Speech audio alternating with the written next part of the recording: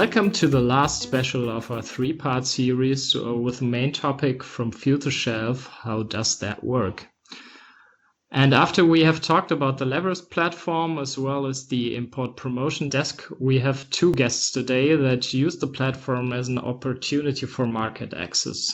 Yes, we want to welcome Mustafe Kastrati and Ele Gower. Could the two of you maybe shortly introduce yourselves, starting with Ele? Could you tell us about your company and the team you're working with? Yep, sure. I'd be very happy to. So nice to meet you. I'm Ele and I'm the commercial manager, so responsible for sales, marketing and relationships at Greenpath. And what Greenpath does is we supply organic, regeneratively grown specialty food products to businesses around the world. And what makes our range extra special is that it is entirely sourced from a network of small-scale producers, farming just around 1 hectare of land each across Africa. And where do you work? Where's your location? So we're headquartered in Ethiopia, which is where everybody, apart from sadly me, thanks to COVID at the moment, is. And we have an amazing team of approximately 40 professional staff there, as well as a wider team of staff and labourers of over 100 people facilitating the work that we do. Thank you and welcome. Okay. And also now, Mustafe, you are working in Kosovo in a project that is trying to harness the potential of international markets for small and medium enterprises in the country. I was just wondering, are there companies like that of Ele in Kosovo? And can you describe the situation there maybe for us? Yes, I'm working in GIZ project creating employment through export promotion. And our focus, our main project is to promote services providers in public and private sectors that work in areas of economy that are important in terms of employment and export. The activities of the project are so focused toward the needs of companies from the ICT sector, manufacturing and agriculture. Mm-hmm. In agriculture sector, we have a very small farmers, and we are trying to promote our products, niche products that they have perspectives in the EU market and also international markets. For the time being, we are so more focused in medicinal aromatic plants, wild mushrooms, collected and cultivated, but also fruits and the processed and fresh fruits and vegetables. So varies generally. What are the most common crops that are produced in Kosovo? For the time being, in the last 10 years, we have supported strongly the medicinal aromatic plants. So they are asked by the pharmaceutical industry, but cosmetics and also food industry. We have started with collected wild products, and in the last 10 years also we have farmers through the support from international experts and also GIZ.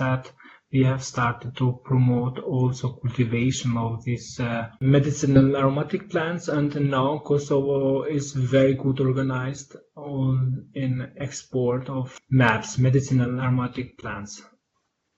Okay, so I imagine when it comes to market access and as well as starting a company, there are some particular challenges that you're facing in Kosovo as well as in Ethiopia.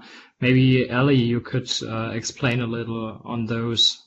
So I think that it's right that it's definitely not all sunshine and roses. Ethiopia has some challenges, especially relative to its neighbours who have been exporting for many decades perishable products like the ones that we specialise in. So some of the specific ways we see those challenges are things like relatively poor internet, which makes it challenging to communicate between Ethiopia and our customers in the way that we would ideally like to. Another example would be instability in the electric supply and a very consolidated transport sector without very much choice. So as a company, what we have done to balance those risks is try and strategically invest time and money so that we are sort of best protected from them. And an example of that would be that we have a solar powered backup electricity supply for our cold storage, so that if the grid is out or is intermittent, we have a route to still maintaining continuity. And obviously, all in all, we more than believe the strengths of Ethiopia outweigh those weaknesses, but it's certainly something we have to plan around. So the challenges you named are mainly, really infrastructure challenges, right? You named electricity and mobility. And Mustafe, what are the challenges in Kosovo? Are they kind of the same, for example, for smallholder farmers there? In Kosovo, we are facing with some same problems that my colleagues also mentioned that, but we have a little bit improvement in development and promising examples in the last years, but still we have very small farmer structure in Kosovo, and they are somehow facing to organize between the small farmers and also to have access in the EU market. And for that reason, with the GIZ projects, then we are trying to help organizing B2B meetings, sales mission, fairs to visit these German-speaking countries, but also international countries. So agribusinesses and also in Kosovo make a direct connection and create selling points abroad. And we have also another problem is a lack of practical education of farmers. We have started in the last 20 years organic cultivation. It's a new product, medicinal aromatic plants, and for that reason we are trying to invite the international experts that they have experiences, farmers from abroad, to come in Kosovo and to organize this training directly with young agronomists, but also young farmers that they have started cultivation. So basically you are improving the knowledge of farming. That's your main goal. And you are expanding your global connections with other countries. But we are also have lack of proper machinery, especially in organic cultivation. This is new, and we need somehow to have some new machineries that they can reduce the cost here, so working hours, and also increase the productivity. Ele, is this topic of capacity development in agriculture also an issue in Ethiopia, or?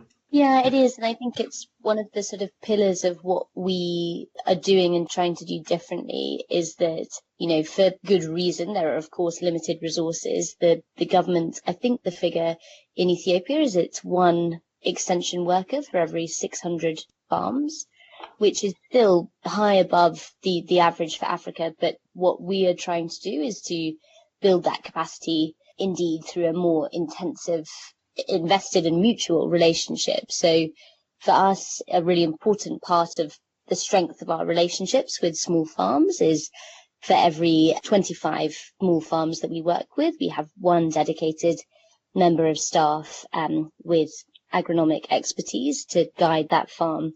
And we really think that that's an important part of setting the groundwork for a stronger future horticultural sector is training farms.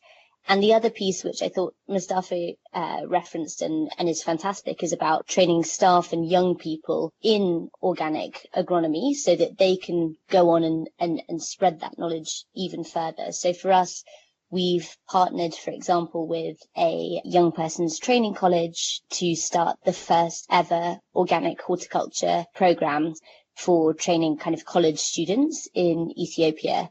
And it's fantastic to lay the groundwork through things like this to saying, actually, we're not just invested in success for the next 5 years, but for the whole sector to thrive, we need to have the right people being trained today to be experts in their field in 20, 25 years' time. And Mustafe also mentioned that they are trying to expand the global connections to other countries. Ele, you already said that your company is located in Ethiopia, so maybe you can explain why European markets are important in your opinion and what makes it so difficult to exit those. Yeah, well, I mean, I think the key things driving why the European market is so valuable and attractive to many growers, including ourselves, is the size of it, the fact that supply chains are, for the most part, fair and equitable and set up to pay reasonable prices to producers, as well as maintaining competitive pricing for consumers.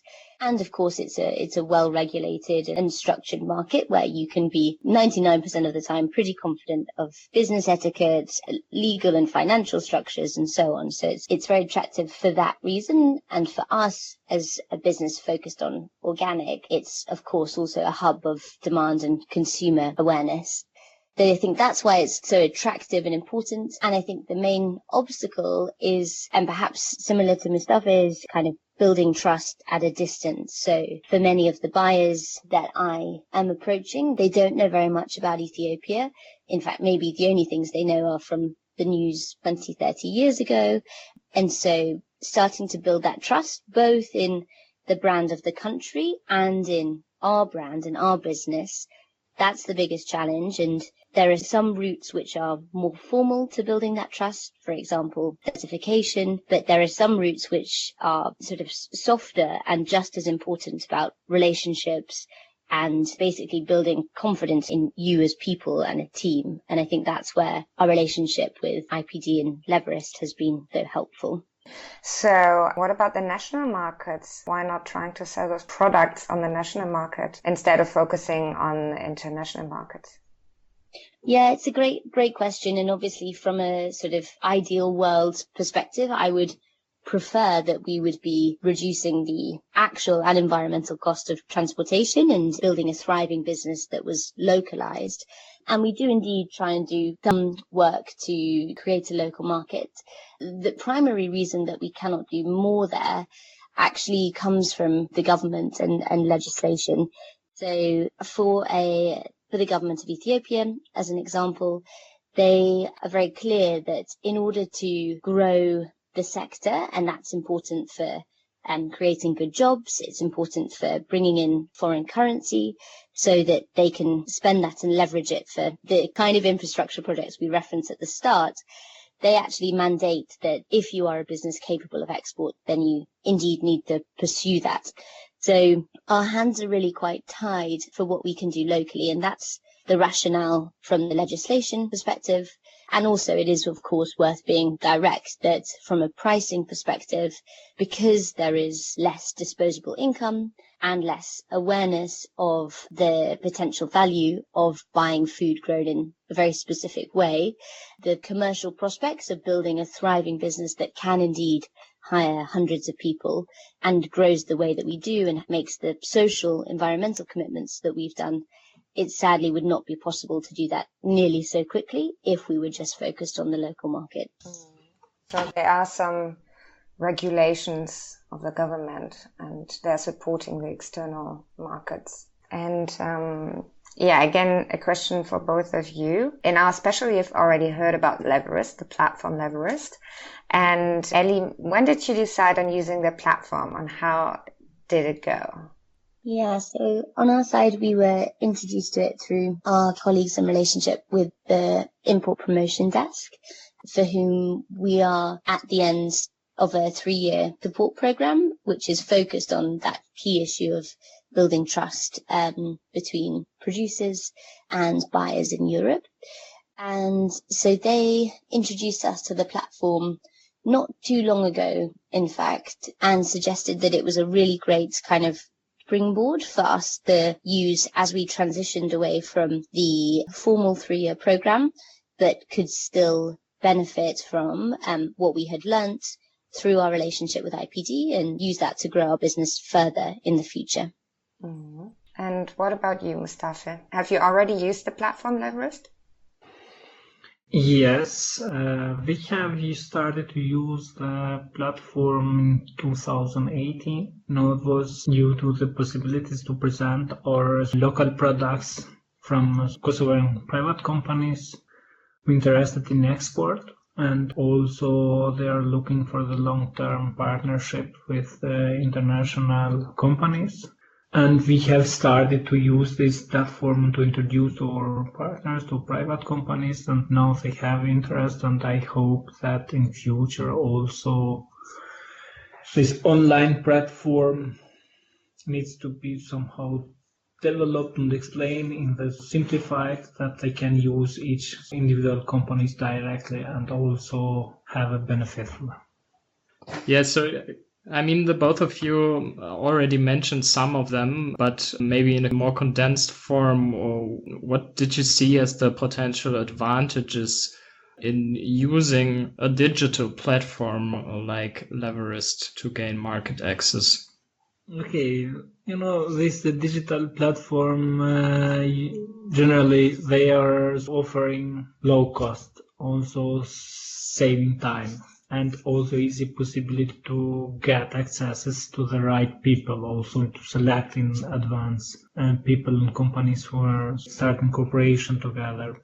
And I think I see the big potential through these digital platforms. You can create marketing concept for interested people. So digital marketing that they can have more possibilities to export in the future. Is there something you want to add to that?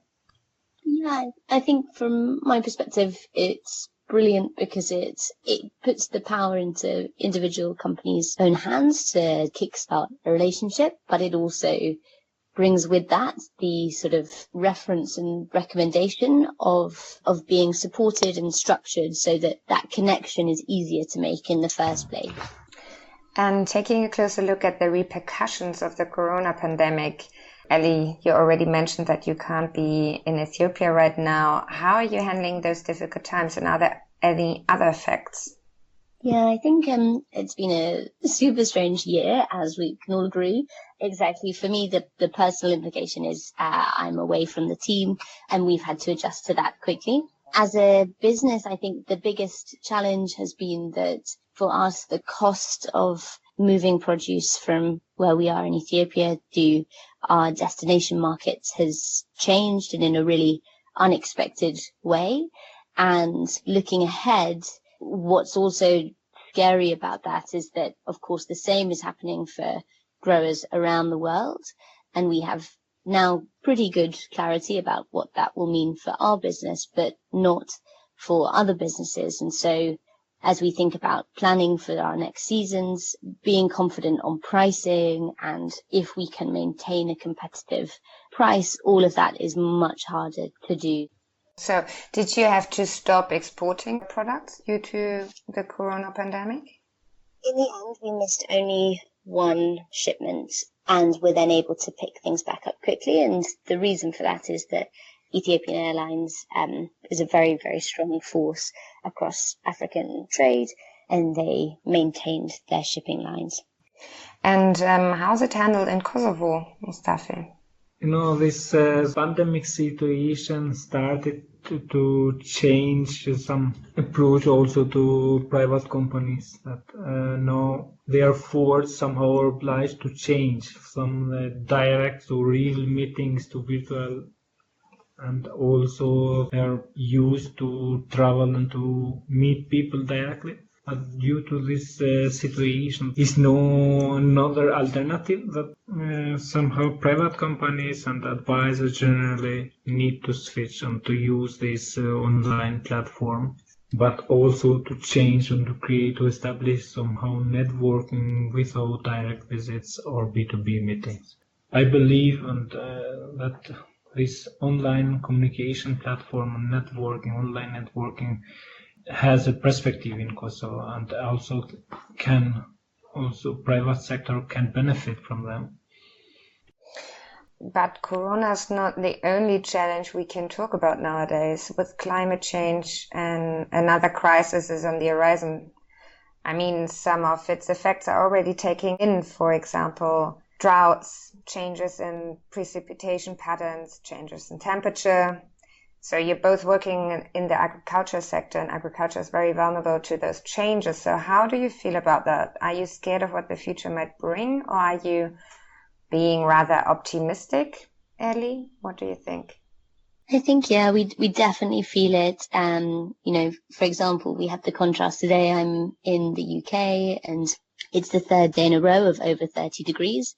By contrast, Ethiopia is hailing right now. So even in the short 3 years that I've lived in Ethiopia, I have seen changes in what is typical, and more crucially, my Ethiopian colleagues consistently telling me this would never have happened 10 years ago.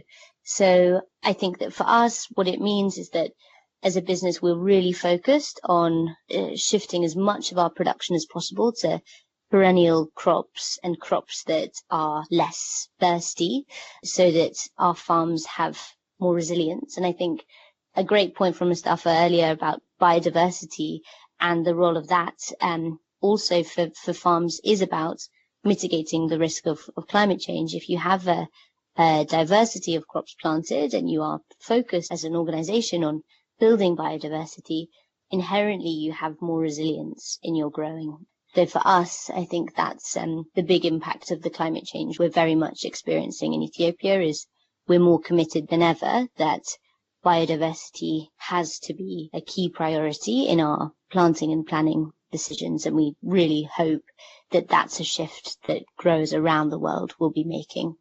So you're kind of preparing basically through diversity. And Mustafa, how is it in Kosovo? Are you already thinking ahead because of climate change? Yes. Also in Kosovo, in the last 5 years, we have started really to put this topic on the table. And we have started through different methods. In the beginning, only to introduce this climate change and to start the discussion, that the farmers are aware about these changes. And generally we have a very small farmers, and now they also see the differences and changes. And so we have a lot of rain during the summertime, and for 10 years it was situation, or 15 years it was completely another. So, and now we have really during the winter time without -degree and also no snow, nothing, and agriculture generally they are suffering for these changes, so agriculture production. And we have started to organize different trainings, so good agriculture practice in these trainings, also trainings for biodiversity and energy efficiency. We have started to create some pilot examples, how can farmers somehow reduce energy costs, but also contribute in the environmental aspect. And we have started direct with some analysis, and we have introduced through international experts, and I think we are in a good way now. We are working also with national institutions that they can put as priority in this topic, and now we are working very closely with Agriculture Ministry and the sector association that they are working to put in these subsidies schemes that the farmers invest in environmental aspect in renewable energy, and so they can benefit from the state funds. Mm-hmm. And in the last 5 years, we have put it in the grant scheme of national funds, and now farmers, they benefiting and investing in the environmental aspect. Yeah, now we've been talking about change a lot, not only about climate change, but changing the way we produce. As a last question, I would like to ask you, if you could change one thing in your country, what would that be? So as a little closing remark. Yeah, I think from my side, the message that I would love to be absorbed by other farms and farmers in Ethiopia is about the fact that there is another way, that the country is so well set up in many dimensions to be hugely productive and in a way that respects the environment and human impact. And so I just encourage farms and policymakers to think beyond what has happened in the past and be excited and optimistic and commit to trying something which prioritizes that environmental and human impact in their growing even more than others have done before. So looking optimistically into the future. Definitely. Mustafe, did something come to your mind? I think if I can somehow influence some change in our country, is really to put this exchange of experiences between different association farmers from different countries in the content to improve the environmental aspect and to improve the environmental situation generally in Europe and in the world. You have a lot of good examples everywhere that you can introduce to farmers, and somehow on the environmental aspect needs to be seen as benefit, not as obstacles for this issue in agriculture production. And this will be from my side that to introduce, to turn around in another way in positive aspects, to introduce to the farmers and to processors and to everywhere that they can see as a benefit, and they can also save money, save time and everything, and benefit also. So on top of being more optimistic and looking into the future, strengthening the exchange of experiences is what you stressed. Yeah, thank you so much, Ele and Mustafa, for participating in our podcast and telling us so much about the fascinating insights of your work and the advantages of using Labras as a digital platform. And if you like our podcast, please subscribe.